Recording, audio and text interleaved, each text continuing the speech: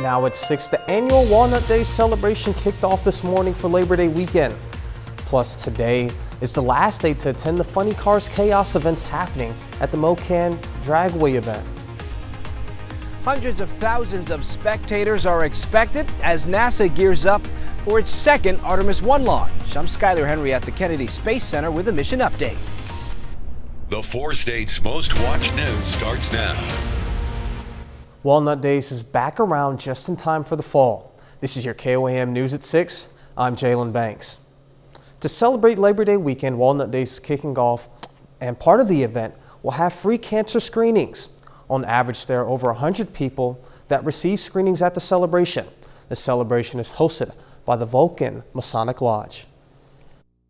My sister's grandfather-in-law was the honorary Grand Marshal today.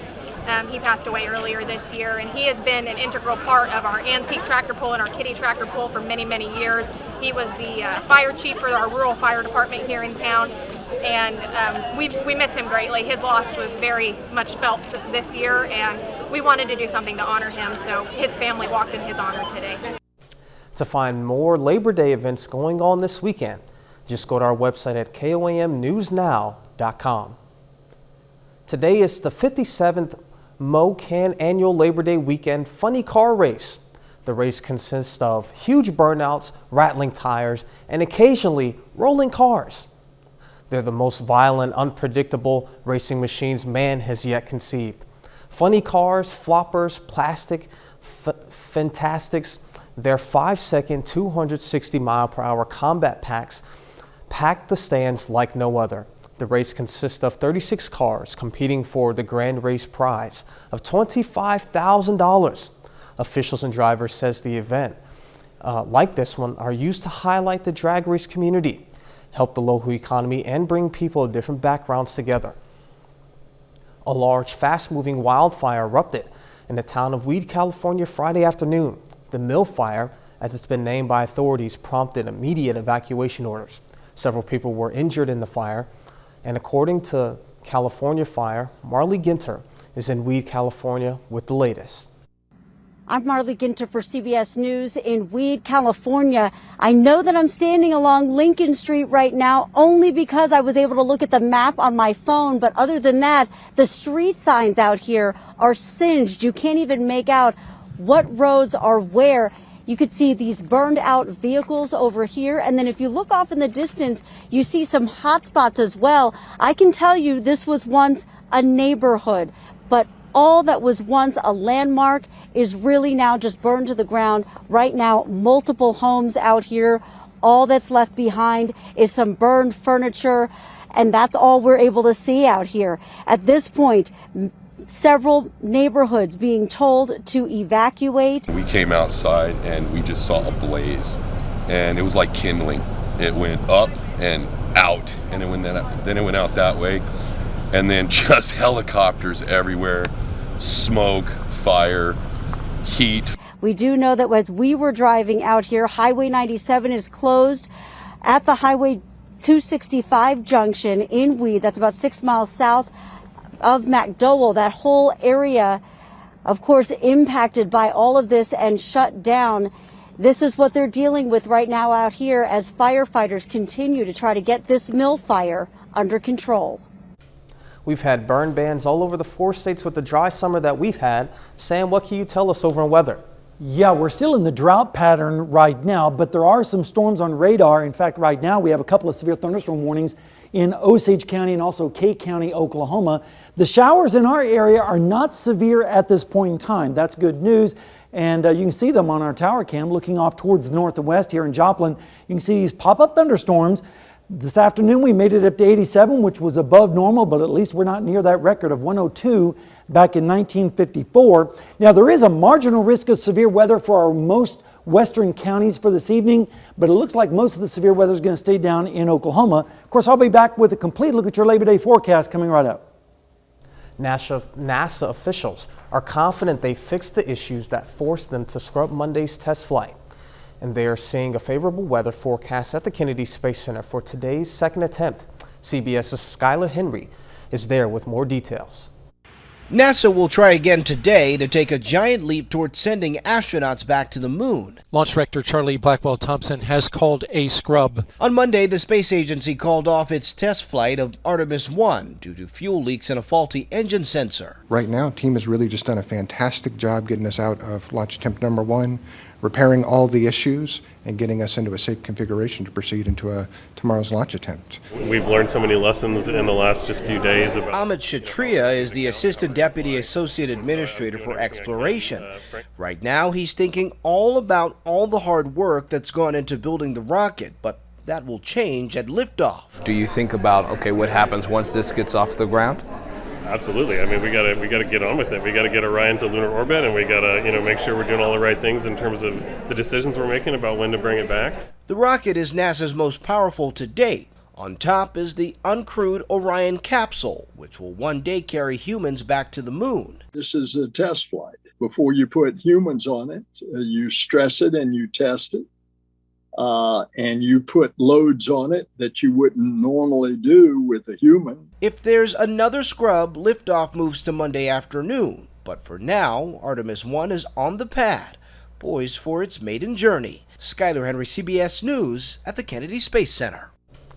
Just before the start of the show, we got an update on the Artemis launch. It has been scrubbed yet again, and this time it may be even delayed till October. Tonight on KOAM News at 10, we'll give you another update on the launch for more details. But now we take time to honor one of our four-state heroes. Larry Graham, a Joplin native, served in the Air Force and the Navy. He served during the Vietnam War and Desert Storm. He earned the Vietnam Service Medal and others. To Larry Graham, we thank you, our four-state hero. And next, we take a look at the newest developments in health this week. Labor Day savings are When the updated COVID vaccine could be available, and how blue light from TVs could speed up aging. Michael George has this week's top health stories. The U.S. authorized its first updated COVID-19 vaccine to target new Omicron variants. These shots modify the recipe to the existing Pfizer and Moderna vaccines that doctors say have already saved millions of lives. The new shots could be available starting in just days. And too much blue light from gadgets could speed up the aging process. A review published in Frontiers in Aging suggests excessive exposure to blue light from everyday devices such as TVs, laptops, and phones may have detrimental effects on a wide range of cells in our body, from skin and fat cells to sensory neurons. And drinking black tea could help you live longer. Researchers at the National Institutes of Health found people who drank 2 or more cups of black tea per day had a 9 to 13% lower risk of death. They say the findings suggest that drinking tea, even at higher levels, can be part of a healthy diet. Those are some of the week's top health stories. Michael George, CBS News, New York. Later, how an NFL team is supporting Uvalde. And we've started the holiday weekend and there's storms on the radar. I'll tell you what we can expect next.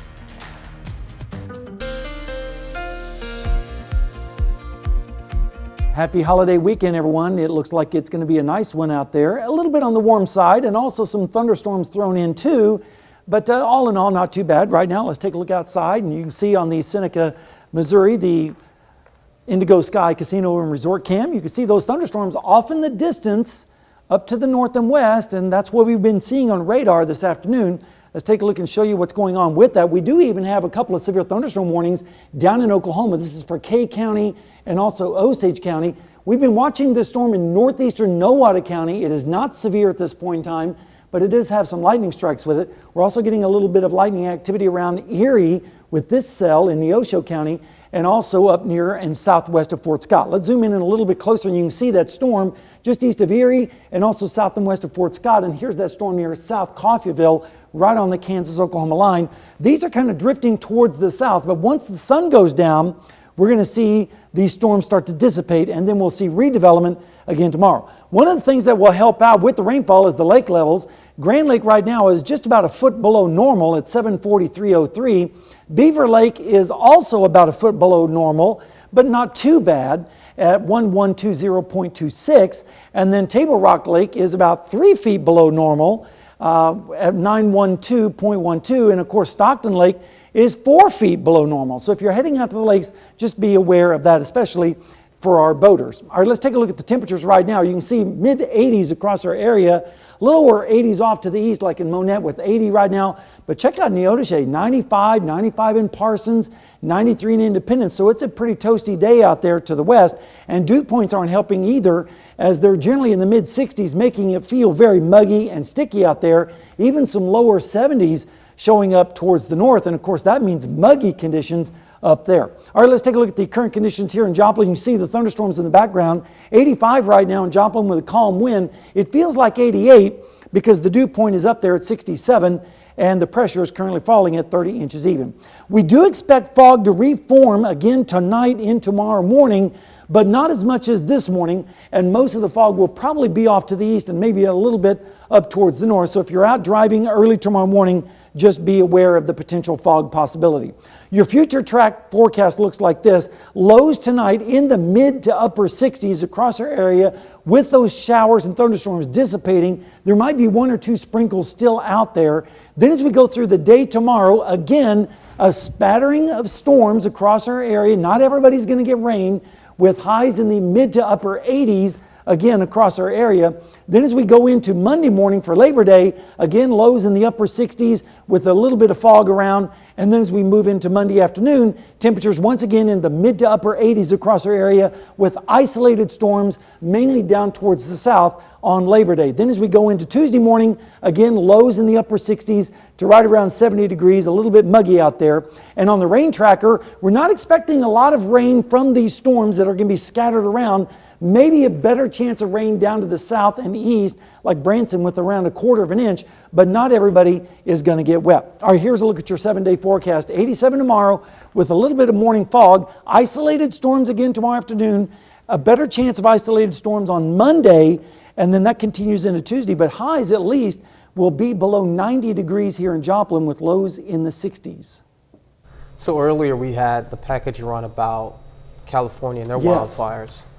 Throughout the majority of the summer, we had so many burn bans in the forested area, especially in Kansas. So I'm happy that we're seeing more rain on the forecast and a little bit more precipitation this week just to limit some of that stuff happening. Yeah, the drought has lessened a little bit, but we still desperately need a lot of rainfall to eliminate the drought entirely. For sure. All right. Thank you, All Sam. right.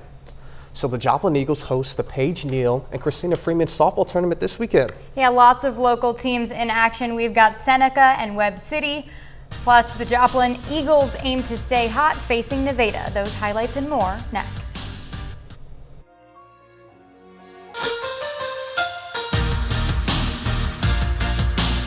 Joplin softball is off to a great start this season. The Eagles are 9-2 overall, and they've won 3 of 4 games at the Paige, Neal, Christina Freeman softball tournament this weekend. Joplin aims to stay hot facing Nevada in their final game of the tournament. Eagles start fast. Libby Munn hits a 2-run home run to make it 4-0. More from her later. Joplin extends their lead in the third. Riley Kelly floats one into shallow left. RBI single, now 8-3 Eagles. Tigers answer with a big bottom half. Skylar Burns hits it back up the middle. Teresa Don comes home, and at the end of 3, Nevada has fought back to tie it at 8. Then Munn back in a big spot.